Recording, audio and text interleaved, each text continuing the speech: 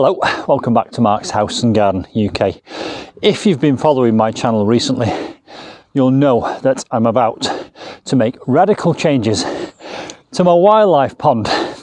It is going to remain a wildlife pond, and this is going to be still the wildlife corner of my garden, but on reflection I realised it was a little bit open and exposed and a little bit two-dimensional. And as I said in part one of this series of videos, I was watching a channel called Jurassic Jungle Garden, and I realised that I want to make this a bit more of an enclosed space, more of a garden room.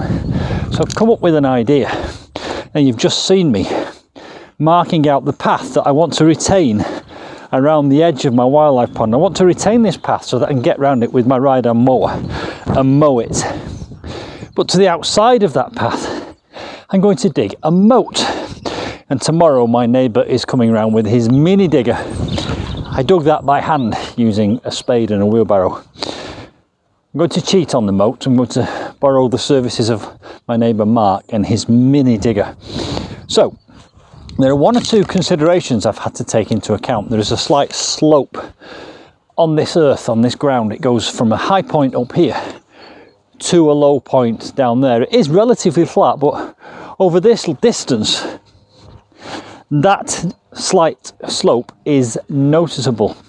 So if I were to dig this trench in one big go, a complete horseshoe or a complete semicircle going all the way around, the water level here would be about a foot beneath the surface of the soil if it was to be at soil level over there. I hope that makes sense. So my solution to that is I'm going to make it a series of ponds which will give the appearance of being one pond, because where there's a break, I'll make a bridge across that will look, the water will go underneath the bridge and it will look like the water continues around. So there's going to be a gap somewhere here with a railway sleeper bridge coming in. It's a fake bridge because it's going over earth, but that pond will then look as if it's joined on to this pond. Similarly, there's going to be another gap here because I want a path to come in from the house through here, a diagonal path across the garden towards the pond. So there'll be another kind of railway sleeper bridge here, and then we'll have another pond that comes around this side, which will end here. So now you can see there that I've got pond, pond, pond, pond, pond, pond, pond. No pond, but disguised by a bridge. Pond, pond, pond, pond, pond, pond. No pond, but disguised by another bridge. And then pond. I hope that's making sense. It will make sense tomorrow when you see a video of these being dug. These boulders have all got to be moved. But again, I'm going to ask Mark for help with that. And they will be used in this design scheme.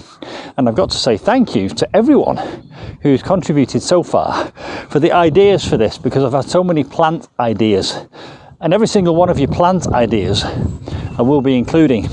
So I've had things like rheums and trachycarpus, I've got some tree ferns and several other plants which I made a list of, and all those will be included. And if you've got any more ideas, I want large leaf plants to make it feel like a jungle. So the next thing is I will just now mark out the pond size. So there'll be a pond here. All the soil that's dug out of that pond will go there and will create a mound. And all the soil that's dug out of this pond will go here and create another mound. And so that you can see it developing now into a circular pond surrounded by a moat, surrounded by a mound. And into that mound I will plant all these lovely large leaf jungle type plants which will grow up, and this will eventually in the fullness of time become an enclosed jungle garden that I can walk into and be inside. And by doing that I'll lose that kind of open aspect, exposed two-dimensional feel. That's the theory anyway. So let's just mark these big ponds out. It can go around here like this. And Mark, my neighbour, can use these lines as a guide tomorrow. I'm going to ask him to stay off the path, but it doesn't matter if he does any damage to the turf there, because that's all going to be dug up. Similarly, there'll be another pond here, going around here. Soil there will go in a mound to the outside of it. I'm also going to ask Mark if he possibly can to try and make these ponds have a flat bottom, so that I can put plants into them in pots and the pots won't topple over. But I do want them quite deep. The deeper the pond, the better in my opinion, and whilst I've got the services of a free mini digger to hand, I might as well use it and make these quite deep. So there we go. That's part 2 of the series. Keep your plant ideas coming, and watch out over the next couple of days when I publish a video where you see Mark and his mini digger in action, digging out these ponds and creating these moats. Hope you found that enjoyable and interesting. I'm really excited, you can probably tell by the tone of my voice. And before we know it this time, because the pond did take me 12 months to dig, before we know it, we'll have 3 ponds, 3 mounds and a jungle area. Now I will now have to go away and buy 3 new pond liners. I'm going to go to pondkeeper.co.uk, probably going to buy them this time. Pondkeeper were very supportive last year. They provided me with the pond liner for that pond. So I'm always going to be biased in favour of Pondkeeper, and have a look at their website. I'll put a link to their website in the description box below this video. I'll see you soon for some more Jurassic Jungle Garden adventures. Just going to do a bit more marking.